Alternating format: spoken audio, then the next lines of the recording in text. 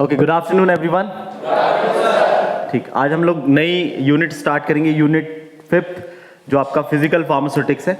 उसमें हम पढ़ेंगे पीएच के बारे में कि पीएच स्केल क्या है और किस तरीके से हम पीएच को डिटरमाइन कर सकते हैं।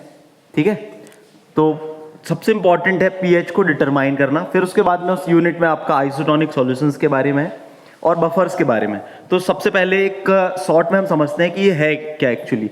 जैसे हम बोलते हैं पीएच, तो पीएच किस चीज को इंडिकेट करता है आपका? जनरली हम देखते हैं एसिड और बेस को। कई सारे जो सब्सटेंसेस हैं वो एसिडिक नेचर के हैं, या तो बेसिक नेचर के हैं, या तो न्यूट्रल है। तो एसिड कब होगा, बेस कब होगा, उसके लिए कई सारे हम नंबर भी पढ़ते हैं। जैसे हम बोलते हैं हमारे ब्लड का पीएच कितना है, 7.4। हमारे ब्लड का पीएच कितना है, 7.4, मतलब स्लाइट एल्कलाइन है। स्लाइट क्या है, एल्कलाइन है, मतलब थोड़ा सा बेसिक है। मान के चलो ये पीएच आपका इससे कम होता है और इससे ज्यादा होता है ब्लड का जो पीएच है, तो कोई गड़बड़ी होगी क्या बॉडी में? हाँ, उससे एसिडोसिस हो सकता है, ठीक है ना। नहीं तो हमारी बॉडी में एल्कलिनिटी बढ़ जाएगी, उससे कई सारे कॉन्सिक्वेंसेस हो सकते हैं हमारी बॉडी में स्मूथ फंक्शनिंग के लिए पीएच का मेंटेन्ड होना बहुत जरूरी है। पीएच का मेंटेन्ड होना बहुत जरूरी है। नॉर्मली स्टमक की एसिडिटी हो जाती है कुछ लोगों को, स्टमक में एसिडिटी होती है ना, एसिड के कारण, जब बहुत स्पाइस वगैरह या नॉर्मल कोई अदर रीजन के कारण एसिडिटी होती है, तब अच्छा लगता है क्या किसी को? नहीं लगता है। तो वो भी तो मेंटेन्ड है ना, वो एसिड और बेस हमारी बॉडी में है। वैसे कई सारे हम जब फार्मेसी में डोजेस फॉर्म को बनाते हैं तो उनका पीएच भी मेंटेन्ड होना जरूरी होता है। जैसे हमारे ब्लड का पीएच स्टेबल है, तो ये स्टेबिलिटी किस कारण से आती है? ये स्टेबिलिटी होती है कुछ केमिकल के कारण। मतलब कुछ वीक एसिड्स होते हैं और उनके सॉल्ट्स होते हैं, और कुछ वीक बेस होते हैं और उनके सॉल्ट्स होते हैं।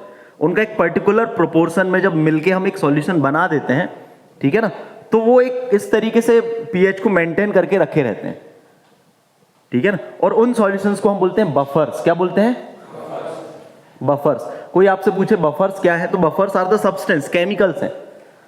बफर सॉल्यूशन अलग है, बफर्स आर द केमिकल्स, ठीक है ना, जो कि पीएच को एक पर्टिकुलर पॉइंट पे मेंटेन रखते हैं, या तो पीएच को चेंज नहीं होने देते हैं। हमारी बॉडी में भी पीएच को चेंज करने के लिए बायोलॉजिकल बफर्स हैं। कुछ केमिकल ऐसे हैं जो हमारी बॉडी में क्या करते हैं, पीएच को मेंटेन रखते हैं। ठीक, बाइकार्बोनेट आयन हो गया और हाइड्रोजन आयन हो गया, ये हमारी ब्लड के पीएच को मेंटेन रखते हैं। और ब्लड का पीएच चेंज हुआ तो बहुत सारे कॉन्सिक्वेंसेस हो जाते हैं। आए समझ में? अब एक और आपका है कि जैसे हम बोलते हैं कि जब किसी को इंजेक्शन लगता है तो आइसोटोनिक सॉल्यूशंस हम बोलते हैं। क्या बोलते हैं? आइसोटोनिसिटी या तो आइसोटोनिक। आइसो का मतलब होता है एक सा, और टोनिसिटी का मतलब होता है कॉन्सेंट्रेशन। आइसो का मतलब क्या होता है? एक सा, और टोनिसिटी का मतलब क्या होता है? कॉन्सेंट्रेशन। आइसोटोनिसिटी हमेशा एक कंपेरेटिव टर्म होती है। क्या होती है? कंपेरेटिव टर्म होती है, मतलब दो चीजों को हम कंपेयर करते हैं। ठीक, जैसे हमारे जो इंजेक्शंस हैं, जो आंखों की प्रिपरेशंस हैं, उनमें पीएच वगैरह हो गया, ये जरूरी होता है। यदि उसका पीएच गड़बड़ होगा तो वो जाके ब्लड के पीएच को बदल देगा। जैसे हमने मान के चलो एक किशमिश को पानी में डाल दिया तो क्या होगा? वो फूल जाएगी। इसका मतलब क्या है कि जो किशमिश के अंदर लिक्विड भरा हुआ है और जो बाहर लिक्विड है, उसमें कॉन्सेंट्रेशन में अंतर है। और जब कॉन्सेंट्रेशन में अंतर होता है तो जहां पानी का ज्यादा कॉन्सेंट्रेशन है, वो पानी की कम कॉन्सेंट्रेशन की ओर मूव करेगा, जिसको हम बोलते हैं ऑस्मोसिस। जिसको हम क्या बोलते हैं? यही चीज क्या होगी यदि हमने किसी को इंजेक्शन लगा दिया या आंखों में कोई चीज डाल दी हमने जिसमें कॉन्सेंट्रेशन का डिफरेंस है, तो क्या होगा? हमारी ब्लड सेल्स में यदि कम कॉन्सेंट्रेशन का इंजेक्शन लगा दिया तो ब्लड सेल्स में भर जाएगा और वहां पर स्वेलिंग आ जाएगी। और इसके अपोजिट क्या कर दिया, ज्यादा कॉन्सेंट्रेशन का लगा दिया तो ब्लड सेल के अंदर का पानी खींच लेगा, जिससे ब्लड सेल श्रिंक हो जाएगी। तो इसलिए जो इंजेक्टेबल्स होते हैं, ऑप्थेल्मिक प्रिपरेशंस होती हैं, उनमें सबसे इंपॉर्टेंट होता है आइसोटोनिसिटी को मेंटेन करना, ठीक है ना। ये जो यूनिट है हम क्यों पढ़ रहे हैं, उसके पीछे का रीजन हम समझें। सबसे पहले क्यों पढ़ रहे हैं, उसके पीछे का रीजन समझना जरूरी है। एक तो आइसोटोनिसिटी को मेंटेन करना है, और दूसरा हमको बफर समझ में आया, आइसोटोनिसिटी समझ में आई। आइसोटोनिसिटी मतलब एक सी कॉन्सेंट्रेशन का सॉल्यूशन बनाना। हमारे ब्लड का कॉन्सेंट्रेशन जनरली होता है 0.9%। कितना होता है? हाँ, यदि कोई हमने इंजेक्शंस बनाए हैं या हमने कोई जो आपकी सलाइन की जो बॉटल्स होती हैं वो किसी व्यक्ति को लगा रहे हैं, तो वो आइसोटोनिक होना चाहिए। किससे? हमारे ब्लड से। तो इस तरीके की जो दो सॉल्यूशंस की यदि कॉन्सेंट्रेशन एक सी है सॉल्यूट की, तो उन सॉल्यूशंस को हम बोलते हैं आइसोटोनिक। आया समझ में? अब आपके सिलेबस में है कि पीएच स्केल, पहला ही चैप्टर क्या है, pH scale. What is pH scale? इसको एक्सप्लेन करना है। क्या मतलब? एसिडिटी और बेसिसिटी को बताने के लिए एक पीएच स्केल डेवलप हुआ, या पीएच स्केल को इंट्रोड्यूस किया एक साइंटिस्ट ने, उसको नाम दिया। जनरली हमने बोला पीएच है, एसिडिटी है, बेसिसिटी है, लेकिन उसको मेजर कैसे करना, उसको नापना कैसे? इस सरफेक्टेंट के लिए हमने क्या बना दिया, एचएलबी वैल्यू। सरफेक्टेंट के लिए हमने क्या बना दिया, एचएलबी वैल्यू। तो पीएच को मेजर करने के लिए एक पीएच स्केल डेवलप किया जिसका की नाम है सोरेनसन पीएच स्केल। क्या है? Sorensen pH scale. ये आपके बी फार्मा के थर्ड सेमेस्टर का पहला ही टॉपिक है 5th यूनिट का, कि अब सोरेनसन पीएच स्केल को एक्सप्लेन करना। What is Sorensen pH scale? तो सबसे पहले हम थ्योरी में क्या बताएंगे, जनरली हमारे पास में जब सोरेनसन पीएच स्केल आएगा तो हमको कितने पॉइंट्स बताने हैं, कि सबसे पहले तो पीएच क्या है, ठीक। दूसरा हमको क्या बताना है, ये स्केल का डिस्क्रिप्शन देना है। दूसरा पॉइंट क्या देना है हमको, स्केल का डिस्क्रिप्शन देना है पूरा। तीसरा हमको क्या बताना है, एप्लीकेशन इस सोरेनसन पीएच स्केल के। चौथा पॉइंट हमको क्या बताना है, इसके डिसएडवांटेज क्या है। तो इन 4 पॉइंट्स में हमको सोरेनसन पीएच स्केल के बारे में बताना है। तो सबसे पहले हम बताएंगे पीएच के बारे में। किसके बारे में बताएंगे? पीएच। तो पीएच क्या बताएगा आपका, acid. PH tells about the acidity and basicity of the solutions, ठीक है ना।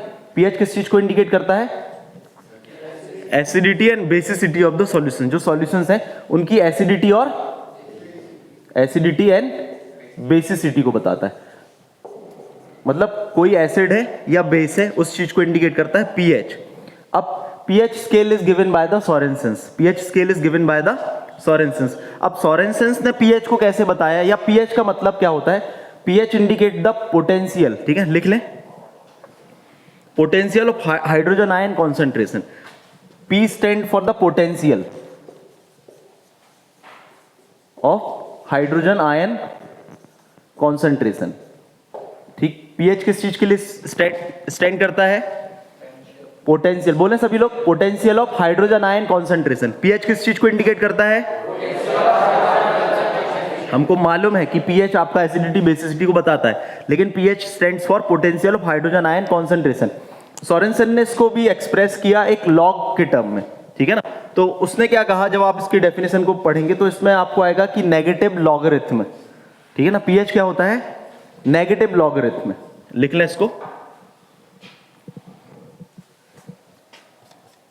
Negative logarithm of hydrogen ion concentration, pH. PH क्या होता है, नेगेटिव। पीएच किसने एक्सप्लेन किया, सोरेनसन ने पीएच को एक्सप्लेन किया। PH is the negative logarithm of hydrogen ion concentration. PH क्या है, negative logarithm of hydrogen ion concentration. जब आप डेफिनेशन पढ़ेंगे तो इस चीज को, पीएच को इस लॉग के टर्म में क्या बोलते हैं हम, pH is the negative logarithm of hydrogen ion concentration. किसने डेफिनेशन दी है, सोरेनसन ने दी, ठीक, लॉग के टर्म में। फिर उसके बाद में नेक्स्ट हम क्या बताएंगे, हमने पीएच को एक्सप्लेन कर दिया। इसके बाद में हम बताएंगे कि जो हाइड्रोजन आयन कॉन्सेंट्रेशन है, इसका एक्सप्रेशन कैसे हम करते हैं, ठीक है ना। It is expressed in molarity. इसको हम कैसे एक्सप्रेस करते हैं, मोलैरिटी। मतलब हाइड्रोजन आयन कॉन्सेंट्रेशन को हम किस में एक्सप्रेस करते हैं, मोल पर लीटर में। किस में एक्सप्लेन करते हैं हम, मोल्स पर लीटर में। अब इसके बाद में आपको किस चीज के बारे में बताना है, सोरेनसन पीएच स्केल का डिस्क्रिप्शन देना है। इतना आपने पीएच के बारे में बता दिया। आप चाहें तो इंट्रोडक्शन स्टार्टिंग में ये भी दे सकते हैं, pH is important segment in pharmaceutical preparations. जो फार्मास्यूटिकल प्रिपरेशंस होती हैं उसमें पीएच एक इंपॉर्टेंट सेगमेंट होता है, एसेंशियल सेगमेंट होता है। It is required for the stability of doses form, ठीक, स्टोरेज कंडीशंस के लिए रिक्वायर्ड होता है। क्योंकि यदि पीएच चेंज होगा तो फिर क्या होगा, आपकी जो प्रिपरेशन है वो डिस्टर्ब्ड हो जाएगी। पीएच चेंज होने से क्या होगा, इसलिए तो जो फार्मास्यूटिकल कंटेनर होते हैं वो बहुत ज्यादा जरूरी होते हैं, उनका प्रॉपर तरीके से सही होना। आपने देखा होगा ना, स्पेशल ग्लास कंटेनर होते हैं। नॉर्मल ग्लास और जो फार्मास्यूटिकल ग्लास कंटेनर होते हैं उनमें अंतर होता है, ठीक है ना, कि उनमें लीचिंग ना हो। जो ग्लास होते हैं वो थोड़ा सा एल्कलाइन नेचर के होते हैं, तो वो कई बार क्या होता है, उनमें लीचिंग हो जाती है। तो जो पेरेंटल प्रोडक्ट्स होते हैं, तो ग्लास में भी कैटेगरी है, स्टेराइल के लिए, नॉन स्टेराइल के लिए ग्लासेस कौन से होते हैं। तो प्रॉब्लम क्या होती है उसमें, वो लीचिंग हो जाती है जिसके कारण से आपका जो सब्सटेंसेस हैं, जो उसमें प्रिपरेशन है, वो डिस्टर्ब हो सकती है। नाउ इसके बाद में आपको पीएच स्केल का डिस्क्राइब करना है। पीएच स्केल, तो पीएच स्केल क्या है, हमको जनरली पता है कि आपका पीएच आपका 1 से लेके 14 तक होता है। तो सोरेनसन ने पीएच स्केल दिया जिसमें कि वैल्यू रेंज कहां थी, 0 से लेके 14 तक थी। पहला पॉइंट, रेंज, पीएच की रेंज कितनी थी, 0 से लेके 14 तक, ठीक है ना। फिर आपको सेकंड पॉइंट क्या बताना है, 0 क्या इंडिकेट करता है, 0 इंडिकेट्स इन pH scale strongly acid, strong acid को इंडिकेट करता है। जो वैल्यू 0 है वो किस चीज को इंडिकेट करता है, स्ट्रॉन्ग एसिड। फिर आपका नेक्स्ट पॉइंट आप एक्सप्लेन कर देंगे, वैल्यू 14 या जो रेंज 14 है वो किस चीज को इंडिकेट करता है, स्ट्रॉन्ग बेस, स्ट्रॉन्ग बेस को इंडिकेट करता है। देखो आपको जनरली क्वेश्चन आ जाएगा सोरेनसन पीएच स्केल, तो कैसे एक्सप्लेन करेंगे आप। सबसे पहले पीएच को एक्सप्लेन कर दिया। पीएच क्या है, एसिडिटी बेसिसिटी को बताता है। It is the potential, it also express the potential of hydrogen ion concentration. It is the negative logarithm of hydrogen ion concentration, या तो कई बार आप सुनेंगे हाइड्रोनियम आयन कॉन्सेंट्रेशन, तो कंफ्यूज मत हो ना, हाइड्रोनियम आयन भी बोल सकते हैं और हम हाइड्रोजन आयन भी बोल सकते हैं। It is expressed in molarity, ठीक है ना, मोल्स पर लीटर में एक्सप्लेन करते हैं H+ आयन को। फिर उसके बाद में पीएच स्केल का डिस्क्रिप्शन आपको देना है कि यदि हम 0 से लेके 14 तक इसका स्केल की रेंज है। 0 सबसे स्ट्रॉन्ग एसिड है, 14 सबसे स्ट्रॉन्ग बेस है। देखो टॉपिक्स बहुत इजी होते हैं, बस कॉन्सेप्ट बना के चलो कि किस तरीके से एग्जाम में इसको एक्सप्लेन करना है।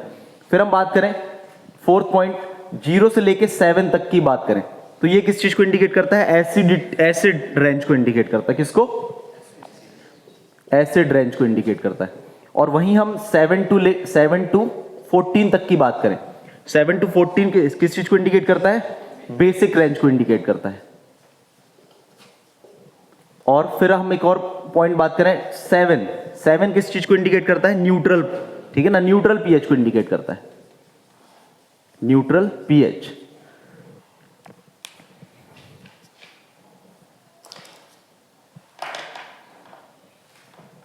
न्यूट्रल पीएच को इंडिकेट करता है। इसके बाद में क्या करना है, बढ़िया सा एक ये सब वैल्यूज बताने के पहले एक स्केल को भी आपको बना देना है, ठीक, पीएच स्केल को, और इसकी वैल्यू 0 से लेके 14 तक बना देनी है। तो जो जो आपने बताया उसको स्केल में भी क्या करना है, आपको बता देना है, 0 टू 14। सोरेनसन पीएच स्केल समझ में आया, ठीक। सोरेनसन ने पीएच मतलब एसिडिटी और बेसिसिटी को मेजर करने के लिए वैल्यूज दी, ठीक है ना। अब पीएच है, उसको न्यूमेरिकल वैल्यू में हम कैसे एक्सप्लेन कर सकते हैं। अब पीएच का एप्लीकेशन क्या है, एवेल्युएशन ऑफ, जैसे हम एप्लीकेशंस भी बता सकते हैं ना, ये एक तरीके का आइडेंटिफिकेशन पैरामीटर है, एवेल्युएशन टूल है। एवेल्युएट कर सकते हैं हम इसके बेसिस पर किसको, जो आपके रॉ मटेरियल्स हैं, आपके फाइनल प्रोडक्ट्स हैं, उनको पीएच के बेसिस पे क्या कर सकते हो आप, आइडेंटिफाई कर सकते हो, प्योरिटी पता कर सकते हो, ये सारी चीजें। तो नेक्स्ट हम लिखेंगे एप्लीकेशंस, ठीक। PH must be controlled in pharmaceutical preparations, applications में लिखेंगे कि पीएच जो स्केल है इसका एप्लीकेशन क्या है, या पीएच के एप्लीकेशंस क्या है। इट मस्ट बी कंट्रोल, कैसा होना चाहिए, must be controlled in pharmaceutical preparations. जो फार्मास्यूटिकल प्रिपरेशन है उनका पीएच मस्ट बी कंट्रोल्ड होना चाहिए। आप नॉर्मली यदि हम बात करें, आप कभी जो शैम्पू वगैरह या सोप वगैरह यूज करते हैं, फेस वॉश यूज करते हैं, यदि वो आपके आंखों में चला जाए तो अच्छा लगता है कि आंखें भी फेस वॉश से धुलते हो, क्यों, क्योंकि उसका पीएच नॉर्मल नहीं होता कि आपकी आंखों के लिए सुइटेबल हो वो। लेकिन आई ड्रॉप्स को डालने में प्रॉब्लम होती है क्या, या आई के जो ट्यूब्स आते हैं उसमें उतनी प्रॉब्लम नहीं होती है। लेकिन यदि ये चले जाएं तो आपके केमिकल्स चले जाएं तो प्रॉब्लम होती है ना आंखों में। तो this is because of the pH में चेंजेस होने के कारण। तो पहला पॉइंट लिखना, pH increase solubility and stability of doses form, increase solubility and stability. API क्या होता है, एक्टिव फार्मास्यूटिकल इंग्रेडिएंट। जो आपका एक्टिव फार्मास्यूटिकल इंग्रेडिएंट है उसकी सॉलेबिलिटी को और स्टेबिलिटी को इंक्रीज करता है। सेकेंड पॉइंट लिखेंगे, इंप्रूविंग प्योरिटी, इंप्रूव प्योरिटी। कुछ प्रोटीन्स होते हैं एक पर्टिकुलर पीएच में, वो प्योर प्रोटीन अलग हो जाते हैं और इम्प्योरिटी अलग हो जाती है, ठीक है ना। तो improve purity of many substance like protein. फिर एब्जॉर्प्शन ऑफ ड्रग, थर्ड क्या है, एब्जॉर्प्शन ऑफ ड्रग। जो ड्रग का एब्जॉर्प्शन है वो पीएच डिपेंडेंट होता है। स्टमक से आप देखेंगे तो अलग ड्रग एब्जॉर्ब होंगी। जीआईटी आपका बेसिक पीएच है, सॉरी आपका जो इंटेस्टाइन है वो बेसिक पीएच होता है, तो वहां से अलग ड्रग एब्जॉर्ब होती हैं। फिर next, optimising biological activity, optimising biological activity. Optimising biological activity मतलब जैसे आपकी कई सारी बायोलॉजिकल एक्टिविटी हैं, जैसे कि एंजाइम, आपकी बॉडी में जब एसिड रिलीज होता है तब आपके पेप्सिन एंजाइम एक्टिवेट होता है। जब आपके इंटेस्टाइन में बेसिक बाइल जूस वगैरह आते हैं, मतलब बेसिक मीडियम जनरेट होता है, तब आपके जो लाइपेज हो गया, एमाइलेज हो गया और अदर एंजाइम क्या होते हैं, एक्टिवेट होते हैं। तो ऑप्टिमाइजिंग बायोलॉजिकल एक्टिविटी पीएच के कारण। फिर next, comforting the body, comforting body मतलब जो बॉडी है, यदि जो आपकी डोजेस फॉर्म है, डोजेस फॉर्म का पीएच प्रॉपर नहीं होगा तो कंफर्ट नहीं रहेगा। कोई भी प्रोडक्ट आप यूज करेंगे, पीएच डिफरेंस होगा तो बहुत प्रॉब्लम। यदि स्ट्रॉन्ग एसिड आपकी स्किन में ही गिर जाए तो, है ना। तो comforting the body, pH control करके। फिर उसके बाद में storage of product, pH is also very important in the storing the product, storage of product, जो प्रोडक्ट होते हैं उनके स्टोरेज में। फिर नेक्स्ट पॉइंट हम लिखेंगे लिमिटेशंस, जो आपका पीएच स्केल है उसके लिमिटेशंस क्या हैं। एप्लीकेशंस में पहला पॉइंट क्या है आपका, सॉल्युबिलिटी एंड स्टेबिलिटी को इंक्रीज करता है। सेकंड पॉइंट क्या है आपका, इंप्रूव प्योरिटी। थर्ड पॉइंट क्या है, fourth, very good, fifth. Next लिखेंगे लिमिटेशंस। यदि हम सोरेनसन पीएच स्केल की बात करें तो सोरेनसन पीएच स्केल में फर्स्ट पॉइंट लिखना limited to the dilute solutions, ठीक है ना, लिमिटेड है टू द डाइल्यूट सॉल्यूशंस। मतलब जो पीएच स्केल है ये डाइल्यूट सॉल्यूशन के लिए लिमिटेड है। Measures only one of the hydrogen ion concentration, मतलब based on measurement of hydrogen ion concentration. First dilute solutions के लिए है और हाइड्रोजन आयन कॉन्सेंट्रेशन पे बेस्ड होता है। फिर तीसरा आप ये भी बता सकते हैं, it is not easy to measure the very high range of pH और very low range of pH. Very high and low range of pH को मेजर करना बहुत डिफिकल्ट होता है।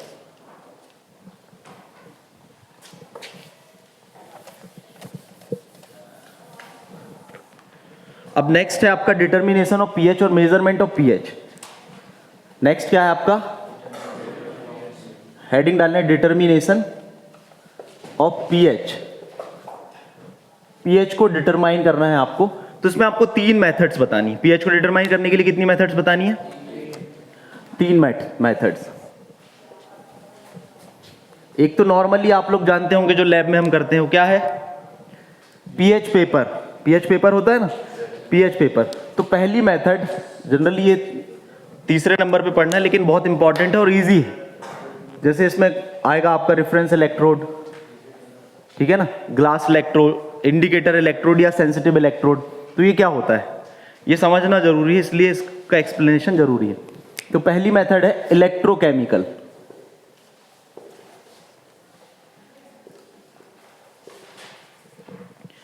इलेक्ट्रोकेमिकल मेथड या इलेक्ट्रोमेट्रिक, इलेक्ट्रोमेट्रिक मेथड, कलरीमेट्रिक मेथड,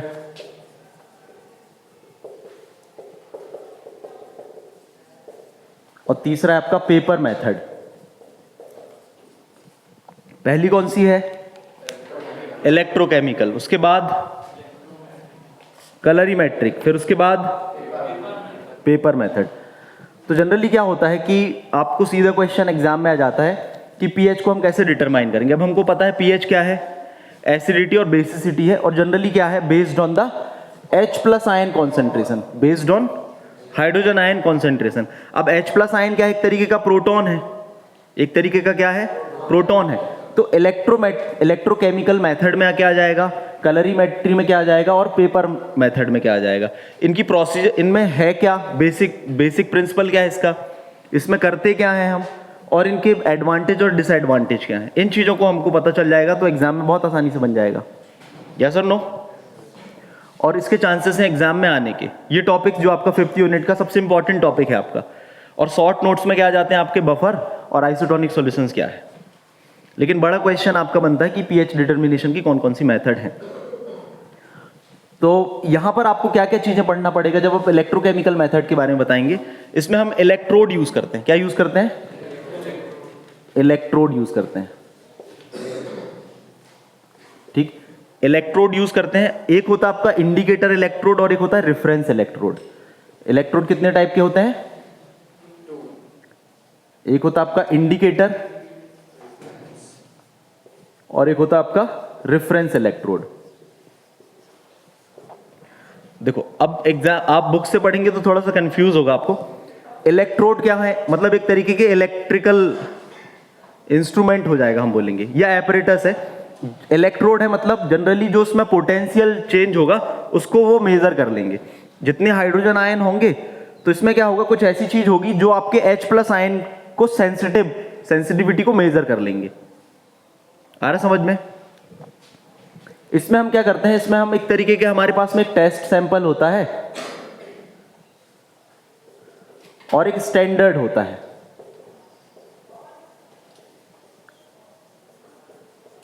तो और इसमें हम एक और चीज का यूज करते हैं जिसको हम बोलते हैं यूनिवर्सल इंडिकेटर। क्या यूज करते हैं?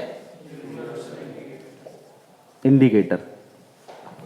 और इसमें तो आपका डायरेक्ट पेपर होता है, पेपर की स्ट्रिप्स होती हैं और स्टैंडर्ड कलर वाली एक रील होती है। ठीक है ना, एक पेपर होता है और एक स्टैंडर्ड कलर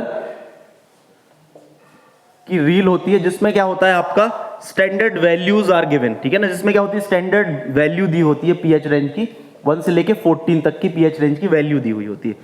यूनिवर्सल इंडिकेटर क्या होते हैं, जैसे आपने इंडिकेटर सुना होगा, फिनॉल हो गया आपका, फिनॉल रेड हो गया, मिथाइलिन ब्लू हो गया, ये इंडिकेटर है। तो यूनिवर्सल इंडिकेटर क्या होते हैं, इसमें मिक्सचर ऑफ इंडिकेटर्स होता है। क्या होता है ये? मिक्सचर्स ऑफ इंडिकेटर होता है। अब इसमें जनरली क्या होता है, स्टैंडर्ड का और टेस्ट सैंपल, जिसको हमको क्या करना है, पीएच डिटरमाइन करना है। तो स्टैंडर्ड में हम, स्टैंडर्ड क्या होते हैं, कुछ बफर सॉल्यूशंस होते हैं, उसमें ऑलरेडी वो मार्केट में बनी बनाए भी स्टैंडर्ड सॉल्यूशंस आते हैं, इसको लैब में भी प्रिपेयर कर सकते हैं। बस क्या होता है, इसमें हमको कलर ऑलरेडी आ जाता है, हम जैसे ही इंडिकेटर की कुछ ड्रॉप्स डालते हैं तो वो एक स्टैंडर्ड पीएच, उस कलर की रेंज हम किससे कंपेयर कर लेते हैं, स्टैंडर्ड्स के भी क्या होते हैं, जैसे पीएच में अलग अलग कलर बता देता है और पीएच रेंज उसकी दी हुई रहती है, वैसे स्टैंडर्ड में अलग अलग कलर के हमारे पास में छोटे छोटे सॉल्यूशंस होते हैं। उसमें वो कलर जो टेस्ट सैंपल में कलर आता है वो हम मेजर कर लेते हैं, इससे कंपेयर करके उसका पीएच निकाल देते हैं। अब इलेक्ट्रोकेमिकल की बात करें, ठीक है ना, तो इसमें हम क्या बताएंगे, अब स्टार्टिंग से हमको बताना है। ठीक, अभी बेसिक हमने समझ लिया तीनों मेथड्स के बारे में, अब हमको स्टार्टिंग से बताना है। तो फर्स्ट मेथड है आपका कौन सी, इलेक्ट्रोकेमिकल मेथड। ठीक, based on measurement of potential. ठीक है ना, based on measurement of potential. मतलब हम इसमें क्या करते हैं, पोटेंशियल को मेजर करते हैं।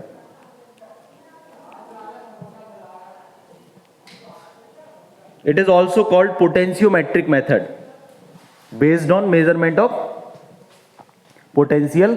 इसलिए इसको हम क्या बोलते हैं, पोटेंशियोमेट्री मेथड। इसको हम पोटेंशियोमेट्री मेथड भी बोलते हैं।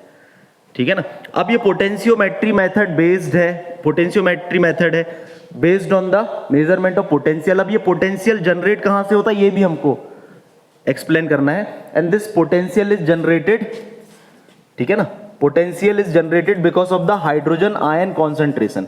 ये पोटेंशियल किस तरीके से जनरेट होता है, हाँ, हाइड्रोजन आयन कॉन्सेंट्रेशन के कारण।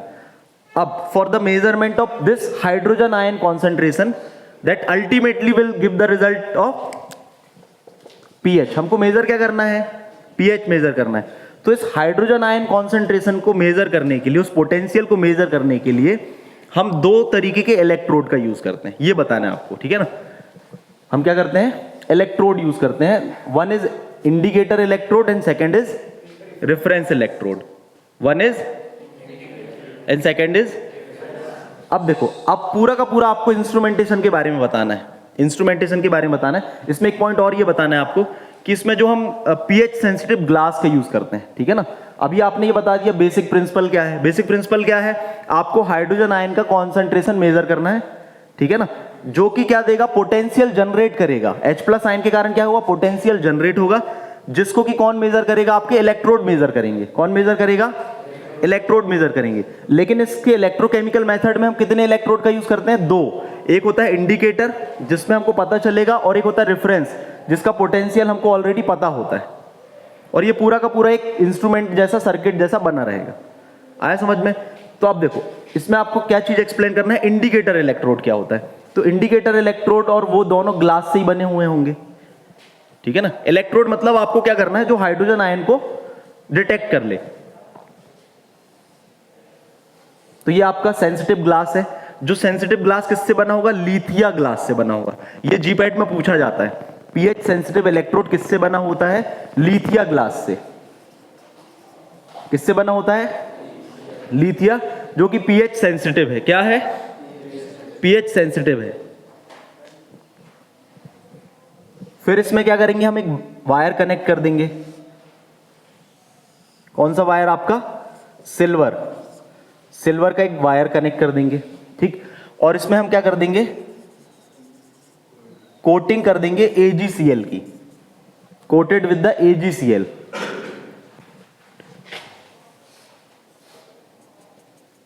Coated with AgCl। अब इसमें हम क्या करेंगे, एक सॉल्यूशन फिलअप कर देंगे 0.1 नॉर्मल HCl का। किसका, 0.1 नॉर्मल HCl का। क्या क्या यूज किया हमने, ये आपका एक इलेक्ट्रोड तैयार हो गया। ये क्या हो गया, आपका एक इलेक्ट्रोड तैयार हो गया।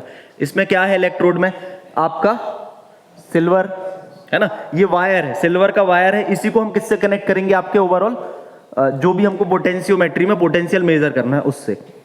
और ये क्या है, इसमें आपका AgCl की कोटिंग है, ठीक है ना। ये क्या है, आपका पीएच सेंसिटिव ग्लास है। इसके अंदर हमने क्या फिलअप किया है, 0.1 नॉर्मल HCl। बस इतनी चीजें हमने बनाई, तो ये कहलाया आपका एक इंडिकेटर इलेक्ट्रोड। क्या कहलाया, इंडिकेटर इलेक्ट्रोड। अब इस इलेक्ट्रोड को, ये सिल्वर की रॉड को या छड़ को हम क्या करेंगे, 0.1 नॉर्मल HCl में डिप कर देंगे। दूसरा हम बात करें स्टैंडर्ड इलेक्ट्रोड, तो स्टैंडर्ड इलेक्ट्रोड भी क्या होगा, सिमिलर पूरी प्रोसेस उसकी वही रहेगी कि उसमें सिल्वर वायर रहेगा, सिल्वर AgCl की कोटिंग रहेगी। बस इसमें हम क्या करेंगे, saturated solution of KCl fill कर देंगे, पोटेशियम क्लोराइड का सैचुरेटेड सॉल्यूशन ऐड कर दिया। ये रेफरेंस इलेक्ट्रोड है। तो आप एक्सप्लेन कर दें, क्या इंडिकेटर इलेक्ट्रोड और रेफरेंस इलेक्ट्रोड आपने एक्सप्लेन कर दिया, ठीक है ना।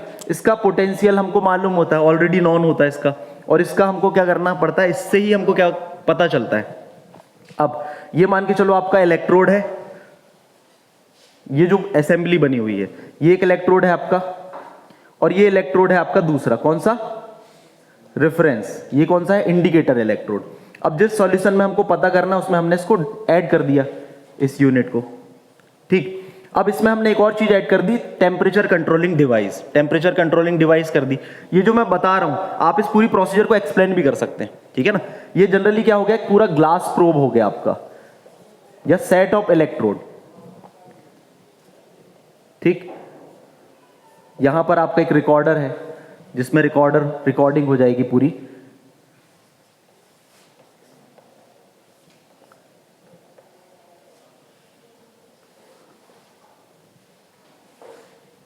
ठीक। अब हम क्या करेंगे, इसमें आपका जनरली पता कैसे चलता है, जब हम इस इलेक्ट्रोड को और सर्किट को कंप्लीट कर देते हैं, ठीक है ना। तो जो हाइड्रोजन आयन होते हैं वो क्या होते हैं, पीएच जो सेंसिटिव ग्लास में उसमें अटैच होते हैं। क्या होते हैं, पीएच सेंसिटिव ग्लास में अटैच होते हैं, जिसके कारण क्या होता है, जो सिल्वर मेटल होती है वो उससे डिस्प्लेस होने लगती है। तो उसके कारण क्या होगा, जब किसी इलेक्ट्रोड में, और वो एक सर्किट से जुड़े हैं, जब उसमें मेटल आयन डिस्प्लेस होता है तो उसमें एक तरीके का करंट फ्लो होने लगता है और एक पोटेंशियल जनरेट होगा, and that depends on H+ ion, जो किसके ऊपर डिपेंड करता है, H+ आयन के ऊपर डिपेंड करता है। बस ये बताना है आपको कि जब हम इसको डिप कर देते हैं, जिस सॉल्यूशन का हमको पीएच पता करना है, तो जो हाइड्रोजन आयन प्रेजेंट होते हैं आपके सॉल्यूशंस में, जिसका पीएच पता करना है, वो किससे अटैच होंगे? पीएच सेंसिटिव ग्लास से अटैच होंगे। उसके अटैच होने पर H प्लस आयन इसको यहां से मिल गया, तो जो इसका प्लस आयन है वो क्या होने लगेगा? डिस्प्लेस होने लगेगा सॉल्यूशंस में। तो इसके कारण क्या होगा? आयन चेंज हो रहे हैं तो आपके जो उसमें क्या होगा? करंट फ्लो होने लगेगा, एक तरीके का परिपथ जिसको हम बोलते हैं ना, एक सर्किट कंप्लीट हो जाएगा। और वो किस में हमको पता चल जाएगा? रिकॉर्डिंग में, हमको रिकॉर्डर में पता चल जाएगा, और उससे हमका पीएच पता चल जाएगा। H प्लस आयन जितना ज्यादा होगा वो रिकॉर्डिंग हमको उतनी ज्यादा मिलेगी। बस यही मेथड है। समझ में आया कि कैसे हम कर रहे हैं इलेक्ट्रोकेमिकल मेथड में? रेफरेंस इलेक्ट्रोड, जैसे आपको पूरा एक्सप्लेन भी नहीं करना रेफरेंस इलेक्ट्रोड और ये, तो आपको बेसिक आइडिया पता होना चाहिए कि जब पीएच मेजरमेंट हम करते हैं इलेक्ट्रोमेट्रिक मेथड में, तो ये बेस्ड होती है पोटेंशियल मेजरमेंट के ऊपर। और जो पोटेंशियल होता है वो H प्लस आयन के कारण जनरेट होता है। जो ग्लास होती है वो पीएच सेंसिटिव होती है और वो हाइड्रोजन आयन को अटैच कर लेता है अपने में, जितने हाइड्रोजन आयन निकलेंगे उसके कारण पोटेंशियल जनरेट होता है, जिसको कि हम रिकॉर्ड कर लेते हैं। ठीक है ना? और ये कैसे पता करते हैं? उसके लिए हमारे पास में पूरी असेंबली होती है, जिसमें हम एक इंडिकेटर इलेक्ट्रोड और रेफरेंस इलेक्ट्रोड यूज करते हैं। इंडिकेटर इलेक्ट्रोड में ये आपका सिचुएशंस रहेगी और रेफरेंस इलेक्ट्रोड में ये रहेगा। अब रेफरेंस इलेक्ट्रोड कई तरीके के हो सकते हैं। हमने यहाँ पर सिल्वर यूज किया है। कहो आप कोई बुक पढ़ रहे हो, वहां पर कैलोमल रेफरेंस इलेक्ट्रोड आ जाए तो कुछ नहीं है, वहां पर सिल्वर की जगह मरकरी होगा बायर, सॉल्यूशंस KCl की जगह कोई और सॉल्यूशंस होगा। बस सिस्टम पूरा ऐसे ही रहेगा। कोई डाउट इसमें? समझ में आया? अब इसके एडवांटेज लिख लें। आपका जो मेथड है इलेक्ट्रोकेमिकल मेथड के एडवांटेज लिख लें। फर्स्ट लिखना एक्यूरेट। मेथड जो है एक्यूरेट है। रैपिड मेथड कैसी है? एक्यूरेट है, रैपिड है और हाई सेंसिटिव है। हाई सेंसिटिव का मतलब थोड़े से भी अमाउंट में भी पीएच का जो है मैं पता लगा देगी। ठीक है ना? और बहुत एक्यूरेट रीडिंग देती है और रैपिड है। डिसएडवांटेज लिखना। डिसएडवांटेज में एक्सपेंसिव है, मतलब कॉस्टली है। और दूसरा लिखना not suitable for gel and viscous substance या सॉल्यूशंस। विस्कस सॉल्यूशंस के लिए नॉट सुइटेबल।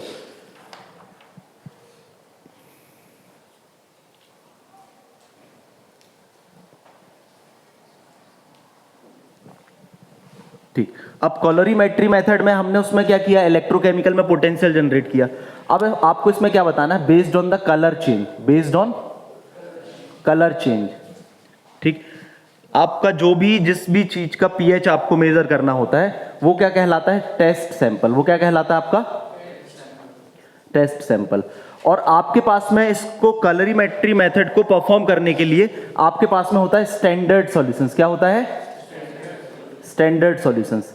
आप ये बता सकते हैं इसमें standard solutions can be prepare in the lab और अवेलेबल कमर्शियली। कमर्शियली भी अवेलेबल होते हैं ये। ठीक है ना?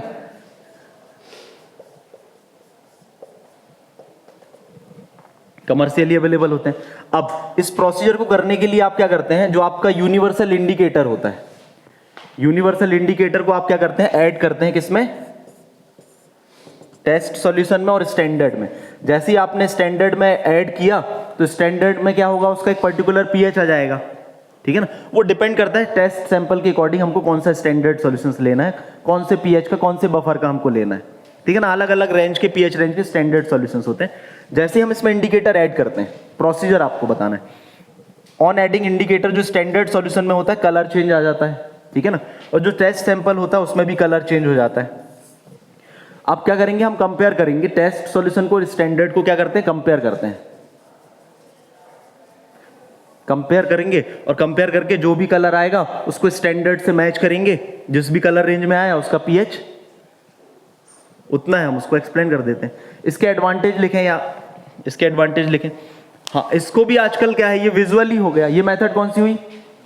विजुअल हो गई। इसकी भी इलेक्ट्रो कलरीमेट्री मेथड डेवलप हो चुकी है। ठीक, तो इतना डिटेल नहीं देना। एडवांटेज लिखें, लेस एक्सपेंसिव है, इजी है, लेस एक्सपेंसिव है, इजी मेथड है, और it is useful to study the acid base chemical reaction. Acid base chemical reaction होते हैं, उनकी स्टडी करने में यूज होती है। डिसएडवांटेज में लिखना, डिसएडवांटेज की बात करें तो डिसएडवांटेज में उतनी एक्यूरेट मेथड नहीं है, ठीक है ना, not accurate method as compare to the electrometric method. फिर आपका इसमें क्या होता है कि आपका जनरली कलरीमेट्री में कलर जरूरी है, ठीक है ना, colour only applicable to the coloured solutions, applicable to the coloured solutions. जो आपके कलर्ड सॉल्यूशन है उसी में आप मेजर कर सकते हैं ना, क्योंकि इसका जो कंपैरिजन का बेस है वो क्या है, कलर चेंज, स्टैंडर्ड और सैंपल के कलर को कंपेयर करके पीएच बताना। जैसे पीएच पेपर में हम बताते हैं, पीएच पेपर का स्टैंडर्ड कलर होता है हमारे पास में रील में, और हम उसको क्या करते हैं, स्ट्रिप से उसको डिप करते हैं या ग्लास रॉड से हम उसको क्या करते हैं, पेपर में देखते हैं और हमको क्या पता चल जाता है, अलग पता चल जाता है। फिर पेपर मेथड, पेपर मेथड में simple pH paper is used for the measurement of pH, ठीक है ना, पेपर, पीएच पेपर, ठीक, and the standard colour are given in the reel of the pH. क्या होता है, standard colour with different pH range. अब इसमें दो तरीके के पीएच पेपर होते हैं, ठीक है ना, इसमें दो तरीके के पीएच पेपर होते हैं, एक होता है ब्रॉड रेंज